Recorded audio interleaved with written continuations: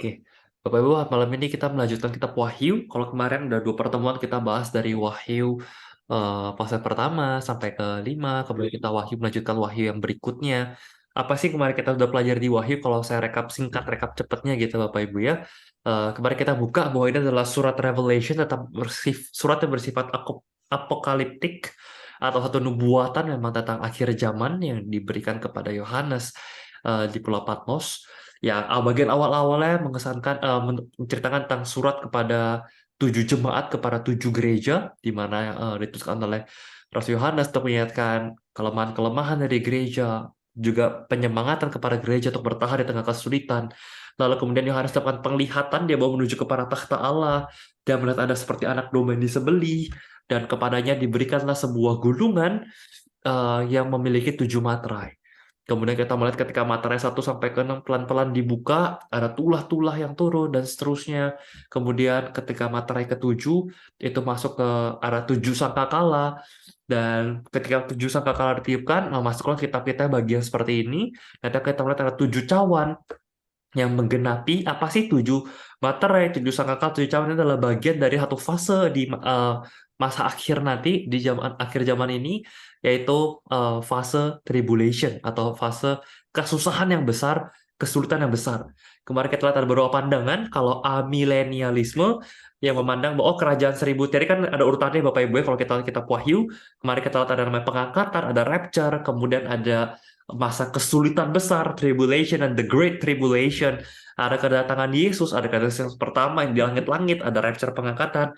Kedatangan Yesus kedua bersama dengan orang-orang yang sudah diangkat tadi, yaitu kita lihat itu pandangan premilenialisme. Baru nanti kita masuk ke setelah kedatangan Yesus, masuk ke kerajaan 1000 tahun, di mana Yesus dan umat yang memerintah selama 1000 tahun, baru masuklah ke penghakiman yang terakhir. Nah, kemarin-kemarin kita sudah melihat ketika 7 materai dibuka, 7 sangkakala ditiupkan, itu adalah eh, tulah-tulah yang terjadi, malapetaka-malapetaka yang terjadi selama paruh pertama masa tribulation, masa kesulitan besar. Masa kesulitan besar, tribulation ada 7 tahun, yang kemarin kita lihat sudah 3,5 tahun fase pertamanya. Dan sekarang kita akan melihat 3,5 tahun dari fase berikutnya di masa The Great Tribulation, klimaks dari malapetaka, klimaks dari masa kesukaran hebat sebelum nanti akhirnya kita masuk kepada kerajaan 1000 tahun. Malam ini Bapak Ibu kita akan masuk ke Wahyu pasal yang ke-12, di mana kita akan melihat ada banyak sekali tanda-tanda ketika sangkakala ke-7 ditiupkan sebelum kita masuk ke 7 cawan. Yang pertama nanti Wahyu ke-12 adalah tentang perempuan dan naga. Saya akan bacakan dari Wahyu pasal 12 ayat yang pertama. Maka tampaklah suatu tanda besar di langit. Seorang perempuan berselubungkan matahari dengan bulan di bawah kakinya dan sebuah mahkota dari 12 bintang di atas kepalanya. Ia sedang mengandung dan dalam keluhan dan penderitaannya hendak melahirkan, dia berteriak kesakitan. Ayat 3. Maka tampaklah satu tanda yang lain di langit, dan lihatlah seekor naga merah padam yang besar, berkepala 7, bertanduk 10, di atas kepala ada 7 mahkota. Dan ekornya menyeret sepertiga dari bintang-bintang di langit dan melemparkannya ke bumi. Dan naga itu berdiri di hadapan perempuan yang hendak melahirkan untuk menelan anaknya segera sesudah perempuan itu melahirkan. Nah, apa nih maksud dengan ada perempuan? Nah, ini bukan perempuan biasa, Bapak Ibu. Kalau kita lihat di sini, ada satu tanda yang besar di langit. Apa yang besar di langit? Seorang perempuan berselubungkan atau berjubahkan matahari, bulan di bawah kakinya, dan 12 bintang memahkotai kepalanya. Ini perempuan ini bukan perempuan kecil, perempuannya besar sekali, seukuran matahari dan seukuran bulan dan bintang-bintang. Bulan aja ukuran di bawah kakinya. Dan ada perempuan yang sangat besar, dan ada seekor naga yang sangat besar. Nah, apa yang dimaksud dengan perempuan di sini? Siapa maksud dengan perempuan di sini, Bapak Ibu? Kalau Bapak Ibu masih ingat gitu ya, di Kejadian 3 ayat, saya lupa kalau nggak salah antara ayat 3, Kejadian 3:15 atau Kejadian 16, ketika Adam dan Hawa pertama kali jatuh dalam dosa, pertama kali akhirnya Tuhan bernubuat, dikatakan apa? Ular, keturunan perempuan akan meremukkan kepala dari si ular, dan keturunan ular akan meremukkan tumitnya. Itu yang kita sering sebut dengan proto-evangelion atau pra-Injil. Jadi sebelum berita Injil, siapa yang dimaksud dengan anak perempuan? Yesus Kristus. Karena Yesus lahir dari anak darah Maria, lahir dari perempuan, dari perawan Maria, tanpa ada unsur laki-laki. Siapa itu ular? Kita tahu kita adalah iblis. Nah, apa yang digambarkan dalam Kejadian 3:16 inilah yang berkelanjutan sampai ke Wahyu 12. Di mana di sini nanti kita akan lihat Bapak Ibu ya di ayat berikutnya nanti di ayat 9 Wahyu 12:9, dan naga besar itu si ular tua yang disebut iblis atau setan adalah ular yang ada di Kejadian 3, Kejadian 3 yang menjerumuskan manusia untuk jatuh ke dalam dosa. Maka siapa yang menjadi perempuan di sini? Bapak Ibu, kalau kita lihat ilustrasi simbol yang digambarkan, ada matahari, ada bulan, ada 12 bintang. Maka kalau kita mau tarik simbol ke perjanjian lama, ini ada muncul di mimpi Yusuf. Di mana Yusuf melihat ada matahari, itu ayahnya, ada bulan, yaitu ibunya, dan ada 12 bintang-bintang, yaitu saudara-saudaranya, dan semua bersujud kepada dia. Maka di sini perempuan dengan matahari, bulan, dan bintang-bintang, atau 12 bintang, atau melambangkan 12 suku Israel, ini melambangkan dari keluarga Yakub. Atau Yakub kemudian diberi nama oleh Tuhan, yaitu Israel.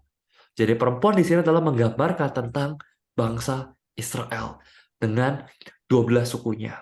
Bapak Ibu, sampai hari ini masih ada berbagai perdebatan bahwa terutama kemarin kalau kita lihat ya, pandangan amilenialisme dan pandangan premilenialisme bukan hanya tentang pandangan yang berhubungan tentang ada atau enggak kerajaan 1000 tahun. Karena premil memandang bahwa secara harafiah Alkitab Wahyu tulis ada, berarti benar-benar ada secara harafiah 1000 tahun, benar-benar 1000 kali 365 hari nanti bakal terjadi. Tapi yang Amil memandang bahwa kitab Wahyu adalah keseluruhan kitab ini adalah sifatnya simbol. Jadi bukan sifatnya harafiah. Tapi Premil memandang betul ada beberapa simbol di dalam kitab Wahyu, tapi keseluruhan ceritanya bukan kiasan, bukan simbol, ada unsur harafiahnya. Nah, hal itu akan mempengaruhi sampai pandangan bahwa bagi orang-orang Amil, ya umat pilihan Israel itu ya semua orang percaya. Tidak spesifik hanya kepada orang-orang Ibrani atau orang-orang Yahudi dari suku Israel. Tapi Pramil juga percaya, itu pandangan Amil bahwa ya semua orang, makanya Tuhan ketika kemarin kita ada simbol 144.000 orang, 12.000 dari masing-masing suku, yaitu buat Amil melambangkan simbol bahwa kita adalah simbol dari orang-orang percaya. Tapi buat Pramil nanti benar-benar memang bangsa Israel adalah bangsa yang khusus, yang memang Tuhan akan selamatkan sampai pada akhirnya, meskipun mereka belum percaya saat kedatangan Yesus untuk kedua kalinya. Nah, maka di sini perempuan digambarkan adalah Israel. Kenapa? Karena perempuan dari sini nanti dikatakan apa? Dia akan mengandung, dan dalam keluarnya melahirkan berteriak kesakitan. Dan ketika dia mengandung, anaknya itu mau dibunuh oleh si naga, oleh si iblis. Kenapa anaknya mau dibunuh? Saya baca kelanjutnya ya, ayat kelima. Maka ia melahirkan seorang anak laki-laki yang Bapak perhatiin ya, kata anaknya di sini huruf kapitalnya A-nya besar. Dia akan menggembalakan semua bangsa dengan gada besi. Terjemah bahasa Inggris yang akan memimpin, tapi sebenarnya lebih tepat bahasa Indonesia, menggembalakan. Jadi sebenarnya gabungan terjemahan adalah yang akan memimpin semua bangsa, tapi memimpinnya dengan cara seperti seorang gembala. Dan kita tahu Yesus adalah gembala yang baik dengan gada besi. Dan tiba-tiba anaknya itu dirampas dan dibawa lari kepada Allah dan ke tahtanya. Perempuan itu lari ke padang gurun, di mana telah disediakan suatu tempat baginya oleh Allah supaya dipelihara di situ 1260 hari lamanya. 1260 atau sama dengan sekitar 42 bulan atau sekitar 3,5 tahun lamanya. Nah, Bapak Ibu, ketika digambarkan di sini bahwa dia akan lahir dari perempuan, kita tahu anak yang dimaksud sudah pasti Yesus Kristus, Mesias. Makanya A-nya besar, ini Tuhan, ini Kristus. Nah, iblis naga sudah tahu bahwa dari bangsa Israel nantinya akan lahir Sang Mesias yang akan memerintah dunia, menggembalakan bangsa-bangsa dengan gada besi. Apa yang disebut gada besi? Adalah absolute authority. Saya kasih lihat gini Bapak Ibu ya. Tadi kita lihat gambaran, perempuan dengan matahari, bulan, dan bintang menggambarkan bahwa ini adalah bangsa Israel. Lalu naga di sini dikatakan naganya berkepala 7, bertanduk 10, dan ada 7 mahkota. Berkepala 7, kita lihat beberapa simbol dari kitab Wahyu kemarin, kepala, apalagi ada kepala manusia dan seterusnya, lebih dari satu kepala, menggambarkan intelektual. Berkepala 7 menggambarkan sosok ini, makhluk ini, punya tingkat intelektual yang tinggi. Dia bukan makhluk yang tidak bisa berpikir, dia makhluk yang pintar, yang cerdik, atau bahkan licik. Mungkin IQ-nya jauh lebih tinggi dari manusia. Dia makhluk yang berintelektual, kemudian bertanduk. Sebelum kita melihat kemarin gambar-gambar simbol-simbol binatang bertanduk yang ada di gambar kitab Wahyu, dan juga di kitab-kitab sebelumnya, Daniel, dan seterusnya. Tanduk melambangkan power, melambangkan kekuatan, melambangkan kuasa, karena tanduk yang dipakai oleh binatang untuk menyerang lawan, menyerang musuh. Jadi dia punya intelektual, dia punya kekuatan untuk melawan, dan di atas kepala ada 7 mahkota. Mahkota melambangkan kekuasaan, otoritas. Di sini ada 7-7 ya, seolah sempurna. 7 adalah angka sempurna. Dia secara intelektual dia sempurna, kekuatan dia udah lebih dari sempurna, 10 juga simbol sempurna, dan dia punya otoritas. Tetapi ketika dia punya otoritas, tiba-tiba perempuan akan melahirkan seorang anak yang akan memimpin semua bangsa dengan gada besi. Besi waktu itu adalah satu material yang udah paling kuat, dan gada besi atau tongkat besi itu adalah simbol absolute authority, otoritas absolut, otoritas mutlak. Artinya apa? Nggak ada yang bisa nentang, nggak ada yang bisa lawan otoritas dia. Nah, sehingga apa yang terjadi? Naga atau si iblis, si ular tua setan tadi, itu nggak terima. Kalau Bapak masih ingat alasan kenapa pertama kali iblis itu ya, Lucifer yang digambarkan di kitab Perjanjian Lama, akhirnya jadi bintang jatuh, terus membawa sepertiga dari yang di sini Bapak udah ada ya. Ekornya menyeret sepertiga dari bintang-bintang di langit nampaknya ke atas bumi. Ketika Lucifer jatuh, dia membawa sepertiga pasukan malaikat, sepertiga malaikat itu ikut jatuh. Makanya kenapa sekarang ya setan bukan cuma Lucifer, iblis bukan cuma Lucifer, itu kepalanya, tapi ada sepertiga malaikat yang ikut jatuh bersama dengan Lucifer. Dan uh, mereka yang tadi kenapa mereka jatuh, karena Lucifer ingin menjadi seperti Tuhan. Lucifer adalah pemimpin puji-pujian, worship leader dari malaikat, pangkatnya juga tinggi, tapi akhirnya dia ingin menjadi seperti Tuhan. Dia tidak ingin memuji, dia inginnya dipuji. Dia nggak pengen menyembah, worship, dia pengen disembah, dan dia jatuh. Dia ingin jadi seperti Tuhan, dia ingin punya otoritas, dia punya kuasa seperti Tuhan. Tapi tiba-tiba akan ada lahir dari bangsa Israel seorang Mesias yang akan memimpin semua bangsa dengan absolute authority, dengan otoritas mutlak. Makanya si naga nggak terima. Makanya si naga berjaga-jaga, ingin menelan anaknya, ingin membunuh keturunan dari perempuan. Apalagi begitu manusia dalam dosa, Tuhan udah berbuat gitu kan. Keturunan perempuan akan meremukkan kepalamu, kepala si ular. Dan ini udah jadi perseteruan dari zaman itu. Iblis sudah berusaha untuk mematikan, untuk membunuh keturunan perempuan. Dan kalau kita lihat, korban pertamanya siapa? Kain dan Habel. Habel keturunan dari perempuan, keturunan dari Hawa. Harus mati di tangan kakaknya Kain. Dan kalau kita baca beberapa bagian Alkitab dikatakan jelas Kain dihasut oleh iblis untuk membunuh Habel. Kenapa Habel dibunuh? Karena dikira, oh kalau Habel dibunuh, bisa jadi nanti keturunan perempuan akan terputus. Lahirnya Mesias akan tergagalkan. Ternyata enggak. Habel meninggal, Aaron Hawa akhirnya lahir lagi, anak ketiga, ada Set, dari Set ada keturunan berikutnya lagi. Nah, begitu juga ketika iblis berusaha untuk akhirnya ketika Lucifer dan juga sepertiga malaikat-malaikatnya, si roh-roh jahat ini, malaikat-malaikat jatuh ini turun ke bumi, dilempar ke atas bumi, satu kejadian adalah untuk memporak-porandakan rencana Tuhan melahirkan Mesias, sang keturunan perempuan untuk menggunakan kepala ular, maka para malaikat jatuh ini bersetubuh dengan anak perempuan manusia.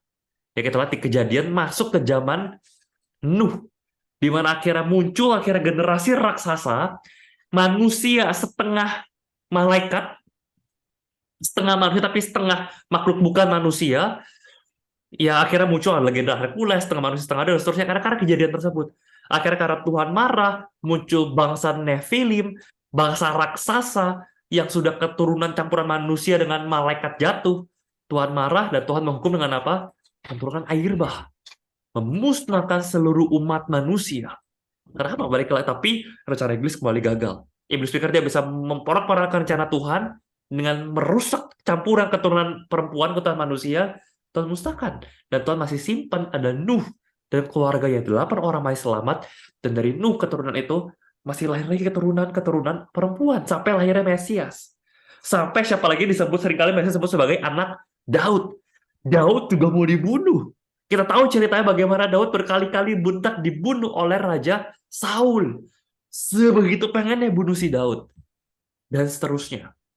Kita melihat bagaimana upaya iblis, upaya si ular dari Kejadian 3 sudah berusaha untuk membunuh keturunan perempuan.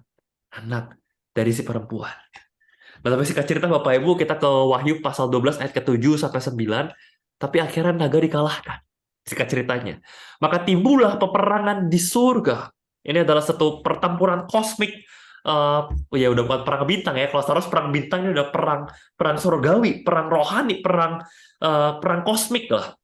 Dan Mikael, yang kalau kita baca reviewnya lama adalah seorang archangel, satu malaikat yang paling tinggi, malaikat pemimpin pasukan. Mikael dan malaikat-malaikat yang berperang melawan naga itu, dan naga itu dibantu oleh malaikat-malaikatnya. Yang menarik Bapak Ibu adalah, tadi ingat, si naga atau si iblis, si setan gitu ya, bawa jatuh pasukannya berapa? Sepertiga dari malaikat-malaikat. Tapi Mikael dan malaikat berarti kalau sepertiga jatuh, yang tidak jatuh ada berapa? Ada 2/3.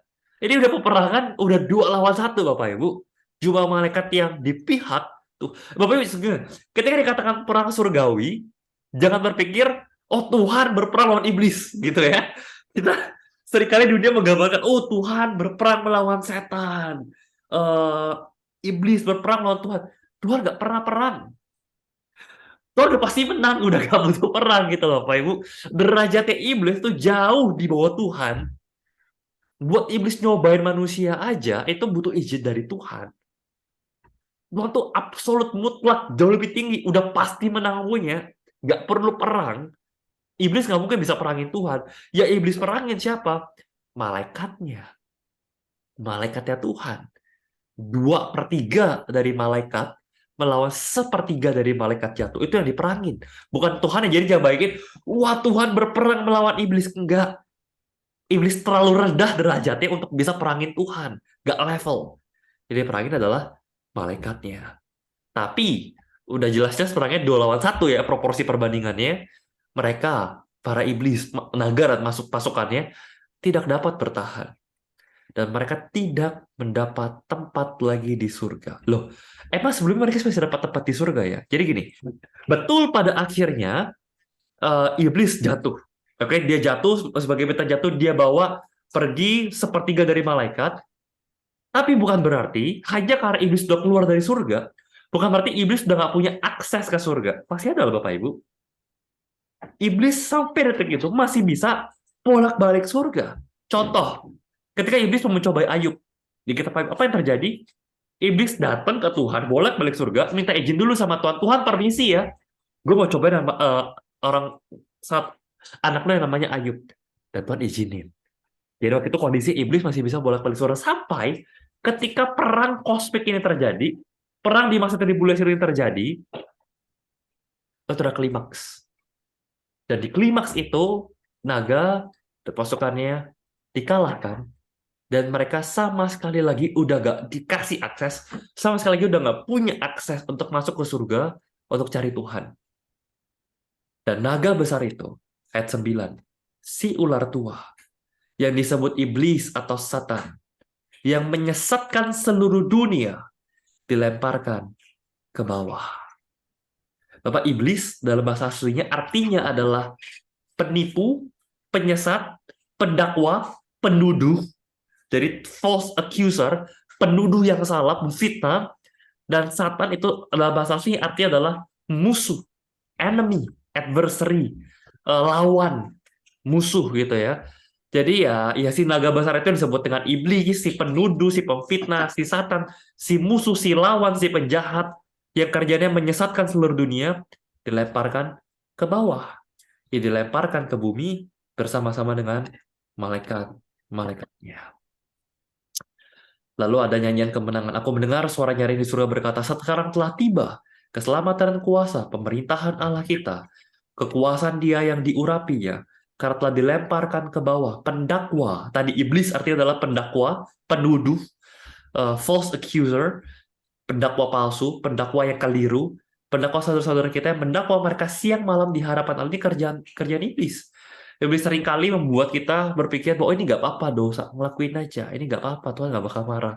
Tapi kita begitu lakukan, iblis menuduh, mendakwa, hei kamu udah melakukan dosa yang sangat besar. Dan buat kita merasa sangat-sangat bersalah. Ini kerjaan iblis. Dan mereka mengalahkan dia. Gimana caranya akhirnya malaikat-malaikat peperang memenangkan peperangan melawan naga? Mereka mengalahkan dia oleh darah anak domba, oleh perkataan kesaksian mereka. Karena mereka tidak mengasihi nyawa mereka sampai ke dalam ham. Jadi membuat akhirnya iblis dikalahkan. Itu sebenarnya bukan kekuatan dari para malaikat. Bukan kehebatan dari Mikael dan pasukannya. Tapi akhirnya puncak membuat iblis dikalahkan adalah kematian Yesus di atas kayu salib. Yang mati sebagai kurban menggantikan kita. Sebagai anak domba Allah. Darahnya tertumpah. Di situ klimaks iblis dikalahkan. Jadi mengalahkan adalah pengorbanan Kristus. Karena itu bersukacitalah, hai surga, hai kamu sekarang diam di dalamnya. Tapi celakalah kamu, hai bumi dan laut. Karena iblis telah turun kepadamu dalam geramnya yang dahsyat, dalam marahnya karena dia habis dikalahkan. Karena ia tahu waktunya sudah singkat. Dia tahu bahwa masa tribulation, masa kesusahan besar, masa dia masih diberikan kebebasan, setelah akhirnya dilemparkan ke dalam api neraka untuk selama-lamanya. Terus, Bapak Ibu jangan bayangin, oh, iblis itu sekarang tinggalnya di neraka, berkuasa di neraka, lalu orang-orang yang masuk neraka dihukum sama iblis. Bukan, Bapak Ibu. Iblis belum masuk neraka, dia masih sekarang berkoar-koar di bumi, berusaha menjatuhkan manusia. Nanti iblis dan juga manusia pada akhirnya tidak bertobat akan sama-sama dilemparkan ke neraka.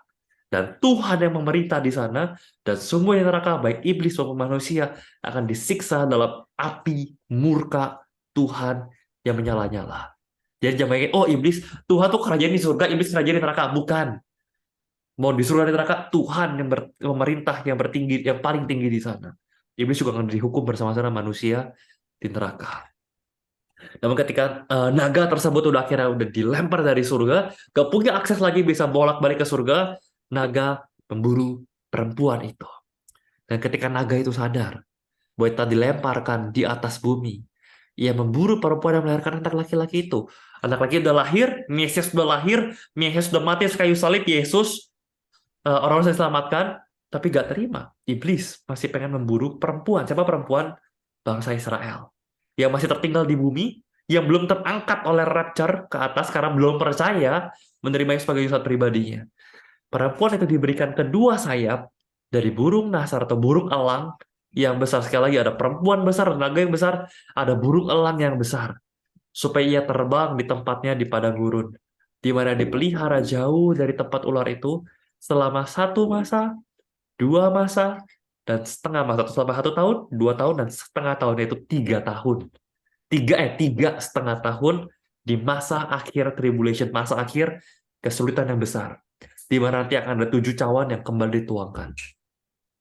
Lalu ular itu menyaburkan dari mulutnya air sebesar sungai ke arah perempuan supaya dihanyutkan sungai itu. Ya, menggambarkan bahwa ini adalah bencana Allah pokoknya untuk menyerang bangsa Israel, atau memang serbuan dari bangsa-bangsa sekitar bangsa Israel sampai seperti banjir bentuknya untuk menghanyutkan bangsa Israel. Tapi bumi datang menolong perempuan. Itu ada kejadian kita lihat di perjanjian lama, di mana ketika bangsa Israel diserang, bumi terbelah dua. Dan bangsa-bangsa tersebut tertelan bumi, dan bumi kembali menutup. Itu ada kejadian yang kemarin kita udah pernah lihat sama-sama. Maka marahlah naga itu kepada perempuan, lalu pergi memerangi keturunan yang lain dan menuruti hukum-hukum Allah, memiliki kesaksian Yesus. Ia tinggal di pantai laut. Jadi iblis masih berusaha untuk memperangi bangsa Israel, membuat supaya tidak ada yang bertobat, atau mereka sudah percaya kepada Tuhan untuk tidak kembali kepada Tuhan. Masuk ayat 13 apa Ibu? Apa yang terjadi? Eh, muncul binatang di Wahyu 13 ada dua binatang Bapak Ibu. Satu binatang yang keluar dari dalam laut, atau dalam bahasa Inggrisnya ada istilah Leviathan. Ada binatang yang keluar dari dalam bumi, atau istilah bahasa Inggrisnya ada Behemoth. Ada dua binatang ini Bapak Ibu. Lalu aku melihat seekor binatang keluar dari dalam laut, Wahyu 13:1. Bertanduk 10, ingat tanduk adalah simbol kekuatan. Nah, berkepala 7, kepala adalah simbol intelektual. Dari tanduk-tanduknya terdapat 10 mahkota, mahkota adalah simbol otoritas, kuasa. Dan pada kepalanya tertulis nama-nama hujat. Binatang kulit ini serupa dengan macan tutul, kakinya seperti beruang, mulutnya seperti singa. Bapak Ibu ada gambaran miripnya kalau Bapak masih ingat dari kitab Daniel, ada binatang seperti singa, kemudian ada beruang, kemudian ada macan tutul. Itu menggambarkan simbol dari tiga negara. Singa itu simbol dari kerajaan Babel, beruang simbol dari kerajaan Persia. Babel akhirnya dikalahkan oleh Persia. Persia dikalahkan oleh macan tutul, yaitu kerajaan Yunani. Tapi kerajaan Yunani akhirnya dikalahkan oleh binatang bertanduk, yaitu akhirnya kita kenal dengan kerajaan Roma. Roma yang akhirnya mengalahkan kerajaan Yunani. Dan Roma memerintah untuk cukup lama, bahkan salah satu rajanya yang paling kejam, yaitu Kaisar Nero yang akhirnya memenggal Rasul Paulus. Dan di sini muncul satu binatang lagi dengan diberikan kuasa oleh sinaga, oleh iblis, dan dikatakan di ayat 3, tampaklah kepadaku suatu dari kepala-kepalanya seperti kena luka yang membahayakan hidupnya. Tapi luka yang membahayakan hidup itu sembuh. Seluruh dunia heran mengikuti binatang tersebut. Jadi di balik binatang ini juga punya satu power, punya kuasa yang juga spiritual. Diberikan kuasa dari setan. Jangan bayangin semua mujizat kesembuhan itu selalu dari Tuhan. Enggak, iblis, naga juga bisa berikan kuasa penyembuhan. Bapak Ibu, apa yang disebut dengan binatang di sini? The beast di sini ya. Ada dua beast yang dari laut dan juga dari bumi. Kita lihat dari kitab-kitab sebelumnya seperti Daniel. Beast, makhluk ini biasa menggambarkan, nggak selalu satu orang, tapi bisa menggambarkan sebuah kerajaan atau sebuah negara. Dan kita nggak tahu siapa yang dimaksud di negara atau kerajaan mana yang dimaksud oleh dua binatang di sini. Meskipun banyak yang menafsirkan, oh ini masuknya antara adalah kerajaan, maksudnya masuknya ke ISIS, kerajaan Islam dan seterusnya. Nah, kita nggak tahu. Tapi di sini bukan berarti hanya satu orang, tapi bisa jadi satu sosok, satu negara, satu organisasi yang diberikan kuasa oleh iblis untuk memporak-porandakan dunia. Dan mereka menyembah naga itu karena ia memberikan kekuasaan kepada binatang. Mereka menyembah binatang itu juga sama berkata, siapa yang sama seperti binatang ini? Siapa yang perang melawan dia? Di sini, bukan hanya binatang itu punya otoritas, tapi dia juga disembah layaknya Tuhan. Ya, ada yang menafsirkan ini mirip-mirip sama seperti ketika zaman-zaman Jerman, zaman Nazi, semua pengikutnya semua menyembah Heil Hitler, semua worship, semua hail kepada Hitler.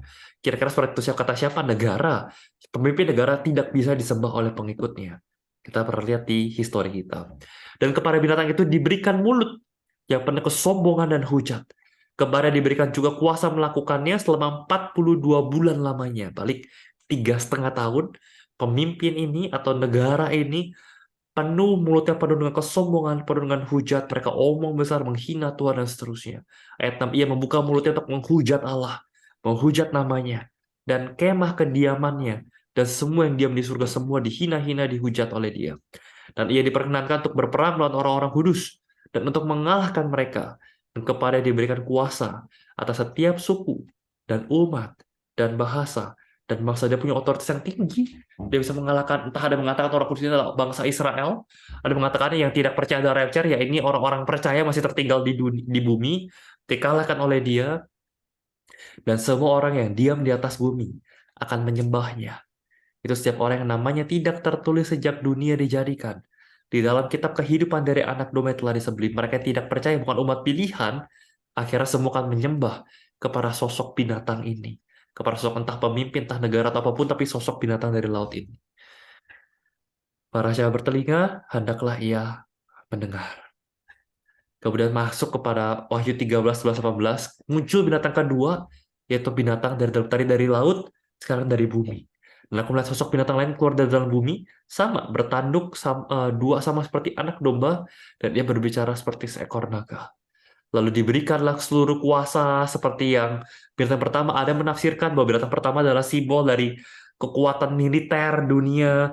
Lalu makhluk kedua adalah simbol dari kekuatan ekonomi dunia yang untuk menguasai. Makanya semua orang menyembah, semua orang tergantung karena semua orang di zaman perang dunia pertama, kedua semua takut pada militer.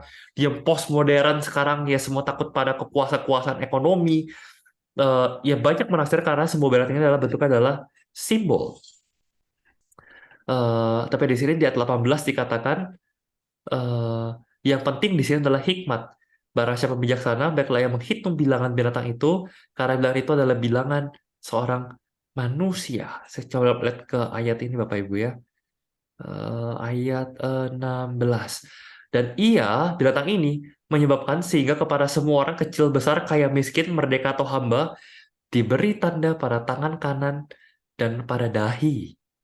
Tidak seorang pun dapat belanja atau beli jual selain daripada mereka yang memakai tanda itu, yaitu nama binatang atau bilangan namanya. Dan bilangan itu adalah bilangan seorang manusia, dan bilangan ialah 666. Angka 666. Jadi di gambar di sini bakal ada angka 66 di dahi dan di tangan. Pertama Bapak Ibu, apa sih yang dimaksud dengan angka 666 yang menggambarkan dikatakan adalah bilangan seorang manusia. Angka 666 dalam bahasa Ibrani itu kalau dibaca itu adalah sama dengan angka dari kata the beast, kata binatang. Ada juga yang mencocokkan, oh ketika Kaisar Nero itu ditulis dalam bahasa Ibrani, dijumlahkan angka juga sama 666. Apapun itu Bapak Ibu, tapi kita lihat bahwa angka kuasa 66 yang melambangkan si iblis, melambangkan si binatang tadi, angka manusia. 7 adalah angka Tuhan sempurna gitu ya. 6 angka manusia, angka kejatuhan. Karena setelah di hari ke-6 lah manusia diciptakan, makanya hari manusia ke-6 gitu kan.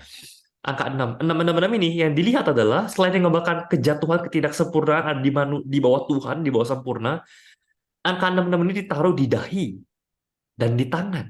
Yang menunjukkan bahwa si binatang yang berkuasa ini, dia mempengaruhi pikiran, mempunyai otoritas atas pikiran, dahi, dan juga tindakan atau di tangan manusia. Maka dia taruh ada di tangan kanan dan juga di dahi. Dia punya kontrol over dari pikiran, pemikiran, dan juga perilaku, perbuatan, tindakan dari para manusia. Yaitu angka 66 yang melambangkan simbol dari manusia, simbol dari binatang yang menguasai kontrol dari para manusia tersebut. Dan masuk ke pasal 14 tiba-tiba kita melihat atau image yang lain. Yohanes melihat yang tadinya adalah gambar naga dan perempuan, terus ada dua binatang yang diberikan otoritas oleh naga yang telah jatuh. Tiba-tiba sekarang saatnya anak domba yang sudah memenangkan perang kosmik tadi, ada perang antara malaikat gitu ya. Tapi akhirnya iblis dikalahkan, dan yang mengalahkan adalah karena darah anak domba. Sekarang anak domba yang menjadi pemenang tersebut mulai diceritakan. Wahyu 14 ayat yang pertama, aku melihat sesungguhnya anak domba berdiri di Bukit Sion dan bersama-sama dengan dia 144.000 orang, dan di dahi mereka tertulis namanya dan nama bapaknya. Jadi seolah tandingan Bapak Ibu, ini loh pasukan orang-orang yang tidak dipilih, orang-orang yang bukan pilihan, orang-orang yang sudah jatuh dan akhirnya menyembah kepada iblis, menyembah naga, menyembah binatang. Di dahinya ada 666 simbol binatang, pikiran dan tangan mereka sudah terkontrol oleh iblis. Maka anak domba juga punya pasukan 144.000, tapi kali ini di dahinya tertulis nama dari Allah, nama dari Bapa. Menunjukkan bahwa Tuhan juga punya pasukan yang pikirannya tidak bisa dikuasai oleh kuasa iblis. Tindakannya tidak bisa dipengaruhi oleh kuasa iblis. Kenapa? Karena mereka sudah dimateraikan, mereka dikuasai oleh kuasa daripada Tuhan. Dan aku ketika anak domba ini muncul, Yohanes mendengar suatu suara dari langit, bagaikan desau air bah, bagaikan deru guruh, geledek, petir yang dahsyat. Dan suara yang ku dengar itu seperti bunyi pemain-pemain kecapi yang metik kecapinya. Selalu setiap kali kita lihat ada gambar Tuhan muncul, dilihat oleh manusia, Ada pemandangan, ada suara seperti ini, seperti guru mengguntur, kilat menyambar-nyambar. Mereka menyanyikan suatu nyanyian baru di hadapan tahta. Di hadapan keempat makhluk tua. Ini gambar yang paling pertama. Mereka adalah orang-orang yang tidak mencemarkan dirinya dengan perempuan-perempuan karena mereka murni sama seperti perawan. Mereka adalah orang-orang yang mengikuti anak domba itu kemana saja ia pergi. Mereka ditebus dari antara manusia sebagai korban-korban sulung. Dalam mulut mereka tidak dusta, mereka tidak bercela. Beberapa menafsirkan bahwa inilah tadi kan ketika ada orang Tuhan percaya udah diangkat ke surga, di rapture, maka bangsa Israel masih di tangan Tuhan selamatin. Ada 140 orang yang akhirnya dipercayakan Tuhan untuk memberitakan Injil. Inilah yang akhirnya masih ada orang-orang benar di tengah-tengah dunia. Atau yang tidak percaya bahwa ini rapture ya.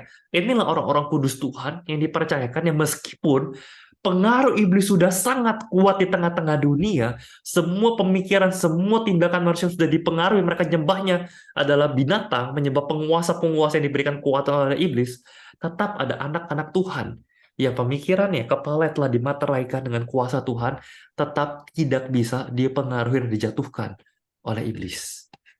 Dan akhirnya ketika anak domba itu muncul, masuklah pemberitaan tentang penghakiman. Ini udah mulai masuki akhir-akhir dari masa kesulitan akhir.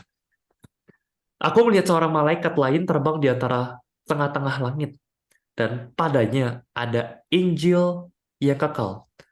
The everlasting gospel. Injil yang kekal untuk diberitakannya kepada mereka yang diam di atas bumi. Dan kepada semua bangsa. Dan suku. Dan bahasa. Dan kaum. Dan dia bersuara kepada suara nyaring. Takutlah akan Allah. Dan muliakanlah dia. Karena telah tiba saat penghakimannya. Dan sembahlah dia menjadikan langit dan bumi dan semua mata air. Lalu itu malaikat pertama. Lalu ada malaikat yang kedua menyusul dan berkata, sudah rubuh. Sudah rubuh Babel, kota besar itu. Nanti kita lihat di pasal 17-18 kejatuhan Babel yang menjadi simbol kejatuhan dari bangsa-bangsa atau negara-negara, pemerintah-pemerintah yang berusaha untuk menentang dan melawan Tuhan. Sudah rubuh kota besar itu, yang telah memabukkan segala bangsa dengan anggur, hawa nafsu, cabulnya. Dan terakhir, malaikat yang ketiga menyusul mereka dan berkata dengan suara nyaring, jikalau seorang menyembah binatang dan patungnya itu, dan menerima tanda pada dahi atau tangannya, maka ia akan minum dari anggur murka Allah, disediakan tanpa campuran dalam cawan murkanya. Ia akan disiksa dengan api dan belerang depan mata malaikat-malaikat kudus, depan mata anak domba. Sudah diumumkan bahwa mereka, para pengikut setan, pengikut iblis, pengikut dari binatang tadi, dua binatang dari laut, binatang dari bumi, mereka tetap memilih untuk memberontak kepada Tuhan, nggak mau ikutin anak domba, maunya ikutin negara bangsa-bangsa ini, maunya ikutin iblis dengan kuasa-kuasa cabul dan nafsu yang menggiurkannya. Mereka juga akan dilempar ke dalam api, belerang neraka, disiksa bersama dengan naga dan pasukannya. Tapi, aku juga mendengar suara dari para Tuhan, sebentar, maka asing biasa. Tapi selain itu, bakal ada tuayan juga. Selain mereka akan dilempar ke neraka, aku mendengar suara dari surga berkata, tuliskan, berbahagialah orang-orang yang mati, orang mati yang mati di dalam Tuhan sejak sekarang ini. Sungguh kata Roh, supaya mereka boleh beristirahat dari jeril mereka, karena segala perbuatan mereka, mereka menyertai. Di sini udah dibagi. Ada yang akan dilempar ke api neraka, dan ada yang dia akan bawa ke tempat peristirahatan, tempat perhentian, di mana mereka bisa berbahagia mati di dalam Tuhan. Maka akan ada tuayan besar-besaran di bumi. Aku melihat sesungguhnya ada suatu awan putih. Di atas awan itu duduk seorang seperti anak manusia dengan sebuah mahkota emas di atas kepalanya. Anak manusia kita tahu ya ini adalah Yesus Kristus. Dan kepalanya dengan sebilah sabit tajam. Lalu keluarlah malaikat, ada dua malaikat Bapak Ibu. Malaikat yang pertama disuruh ayunkan sabitmu. Surat tibanya dituai. Dituailah mereka yang akhirnya ini simbol orang-orang yang percaya di bumi, dituai. Diangkat bersama mereka yang percaya, karena dibawa bersama-sama dengan Tuhan. Tapi sebaliknya mereka yang tidak percaya, yang sampai akhirnya masih menyembah si iblis dengan simbol 66 di kepala dan tangannya, dikatakan, ayunkanlah sabitmu yang tajam, potonglah buah-buah anggur. Lalu malaikat itu mengayunkan sabitnya, memotong buah anggur, melemparkannya ke dalam kilangan besar, yaitu murka Allah. Jadi ada dibagi.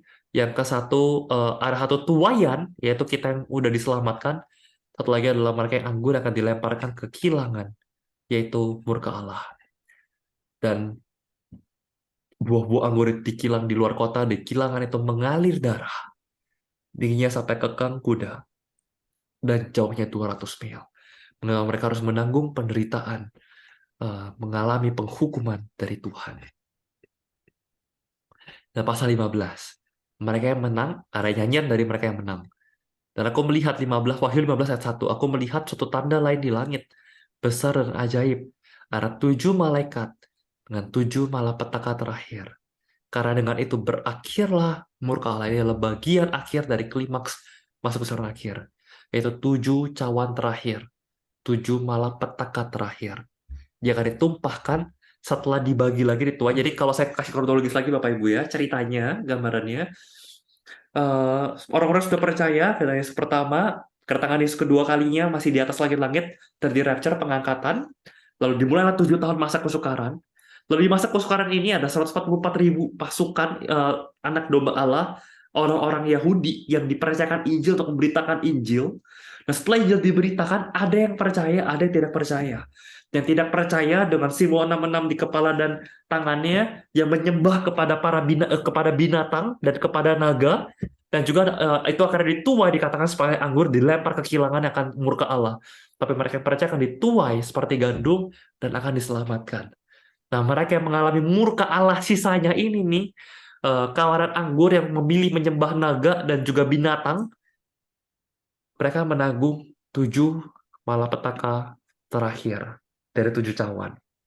Tapi mereka yang menang, yang diselamatkan, mereka akan bernyanyi-nyanyi, akan bersorak-sorai, mereka akan berseru dengan nyanyian anak domba yang berseru, besar dan ajaib segala pekerjaanmu ya Tuhan Allah Maha Kuasa. Adil dan benar segala jalanmu, ya Raja segala bangsa. Siapa yang tidak takut ya Tuhan, yang tidak memuliakan namamu? Sebab engkau saja yang kudus, karena semua bangsa akan datang dan sujud menyembah engkau. Sebab telah nyata kebenaran segala penghakiman. Jadi bangsa Israel yang diharapkan, yang ada percaya bahwa Tuhan yang menyelamatkan bangsa Israel, dari sinilah bangsa Israel diselamatkan, yang percaya, dan saya tidak percaya, saatnya menanggung 7 cawan murka Allah yang terakhir. Kemudian daripada itu, aku melihat orang membuka bait suci. Ketujuh malaikat, ketujuh malapetaka keluar dari bait suci, dan satu dari keempat makhluk itu memberikan kepadanya 7 cawan dari emas yang penuh berisi murka Allah, yaitu Allah yang hidup sampai selama-lamanya. Masuk pasal 16, saatnya 7 cawan ditumpahkan. Ini sekali lagi mirip dengan tulah-tulah yang ada di zaman Mesir. Malaikat pertama menumpahkan cawan, timbul bisul yang jahat, yang berbahaya.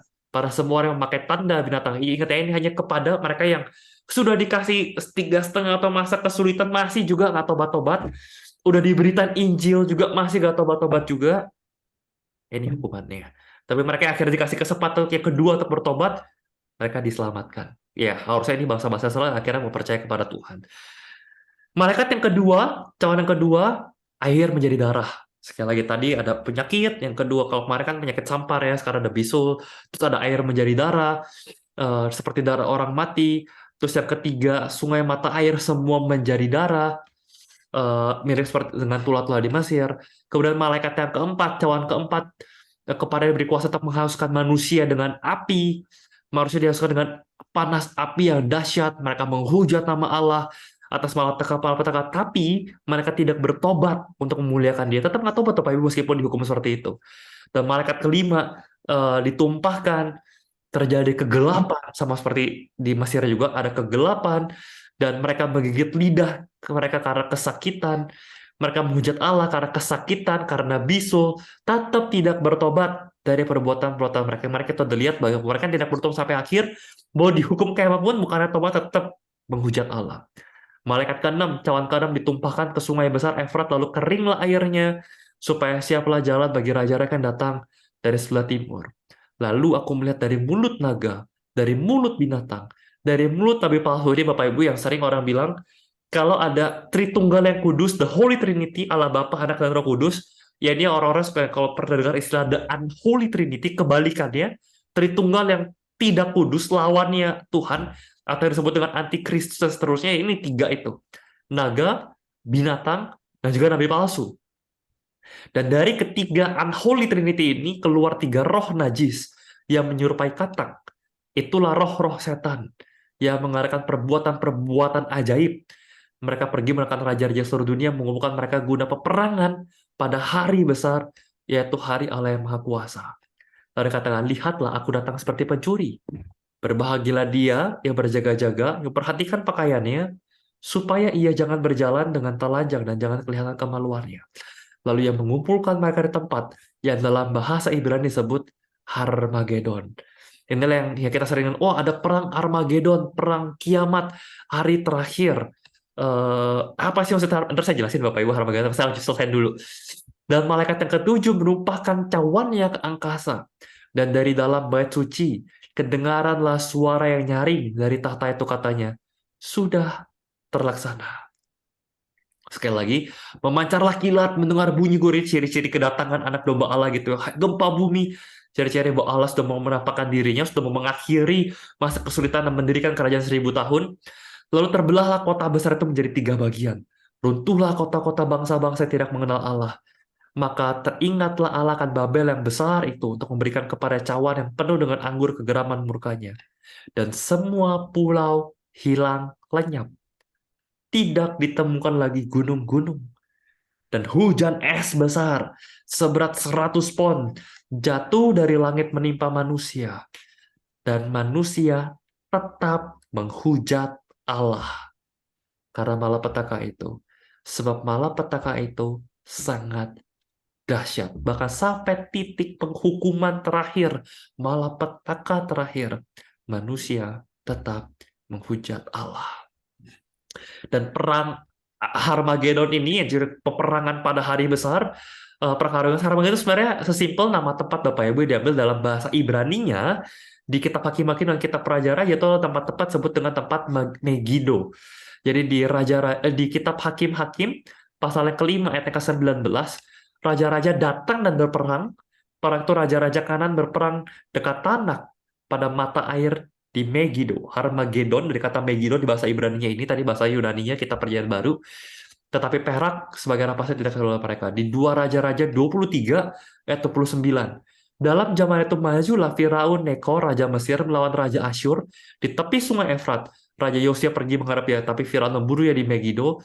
Segera sudah ia pergi melihatnya. Harmagedon adalah sebuah tempat, sebuah lapangan, sebuah medan tempat peperangan antara bangsa-bangsa waktu berperang untuk menunjukkan kekuasaan mereka, dan juga bangsa-bangsa berperang menyerang bangsa Israel, bangsa Yahudi. Tapi justru di tempat peperangan itulah di mana bangsa raja-raja dikumpulkan, mereka justru di sini bukan lagi berperang sama lain, tapi di sini mereka menerima malapetaka dari Tuhan.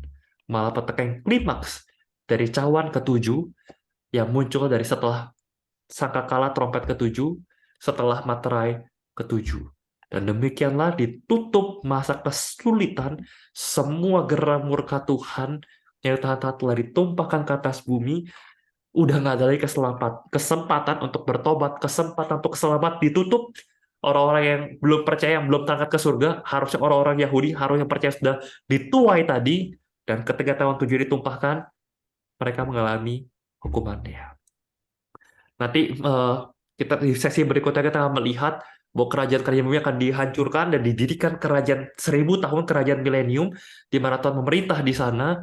Baru kita masuk ke penghakiman yang paling terakhir, dan Tuhan akan memusnahkan semuanya yang sekarang udah banyak hilang, udah pulau-pulau udah hilang lenyap, udah nggak ada lagi gunung-gunung. Nanti satu bumi, seluruhnya langit dan bumi akan dimusnahkan dengan api, dan Tuhan akan mendirikan langit dan bumi yang baru di akhir. Tapi sampai hari dulu dengan kita malam hari, Bapak Ibu, waktu kita udah habis. Nanti kita akan lanjutin lagi. Harusnya sesi berikutnya sudah sesi terakhir. Tapi lagi kita harus selesain sampai masa kesulitan yang hebat, the Great Tribulation. Mari Bapak Ibu kita satu dalam doa. Bapak dalam surga, mengucap syukur Tuhan kalau malam hari kami boleh kembali merenungkan firman-Mu. Ada begitu banyak simbol-simbol, tanda-tanda dari kitab-Mu Tuhan yang boleh kami berusaha untuk pahami satu persatu Tuhan. Satu hal yang kami tahu Bapak, bahwa murka Tuhan itu serius adanya. Tuhan bukan Tuhan yang main-main, bukan Tuhan yang bisa kami remehkan. Kami tahu Tuhan setiap dosa yang kami lakukan menimbun murka Tuhan yang menyala-nyala. Tapi satu sisi kami juga melihat Tuhan, Engkau juga Allah yang baik dan setia. Engkau Allah yang menyelamatkan kami, tidak membiarkan anak-anak-Mu mengalami seluruh malapetaka tersebut. Bahkan buat mereka yang belum percaya pun, Engkau masih memberikan kesempatan Tuhan, untuk mereka boleh menerima Tuhan. Dari tuaian terakhir, penghakiman di awan putih, mereka masih boleh diselamatkan. Sebelum ketujuh cawan, tujuh malapetaka terakhir ditumpahkan. Kami juga melihat mereka yang sampai akhir Tuhan, mereka yang tidak terpilih, mereka yang tetap mengeraskan hati. Setelah mengalami berbagai malapetaka pun, mereka tetap mengeraskan hati dan menghujat Allah. Dan kami mohon, kami tahu kami orang-orang yang Tuhan telah selamatkan. Dan Tuhan meskipun kami masih hidup di bumi, Tuhan terus berikan kami hati yang lembut, hati yang boleh peka, hati yang boleh terus bertobat. Kami tahu kami nggak sempurna. Kami tahu kami jauh, seringkali jatuh dalam dosa. Satu hal yang kami mohon Tuhan, jangan biarkan kami mengeraskan hati seperti orang-orang di zaman akhir yang tidak diselamatkan. Jangan biarkan kami mengeraskan hati seperti mereka yang menyembah binatang dengan simbol 666 itu Tuhan. Dan biar kami boleh punya kepekaan. Biar Tuhan boleh menguasai pikiran kami, menguasai tindakan perilaku kami, menguasai hati kami. Kami nggak mau biarkan hati dan pikiran kami dikuasai oleh kuasa si jahat Tuhan. Tapi kami tahu kami lemah. Kami butuh kuasa daripada Tuhan. Terima kasih Tuhan ketika kami nggak bisa lihat Tuhan di muka bumi ini, dari peperangan rohani yang begitu dahsyat. Kau masih mengutus malaikatmu untuk melindungi kami. Kau masih menjaga menyertai kami. Terima kasih Kau Allah yang punya otoritas yang paling tinggi, yang tidak terganggu gugat bahkan oleh iblis dan pasukannya sekalipun. Engkau berdaulat, Engkau menang, dan Kau memilih untuk memenangkan kami. Kau memilih untuk menyelamatkan kami. Terima kasih Tuhan, terima kasih. Terpujilah namamu, hanya dalam nama Tuhan Yesus Kristus kami telah berdoa, kami bersyukur, kami berserah. Amin.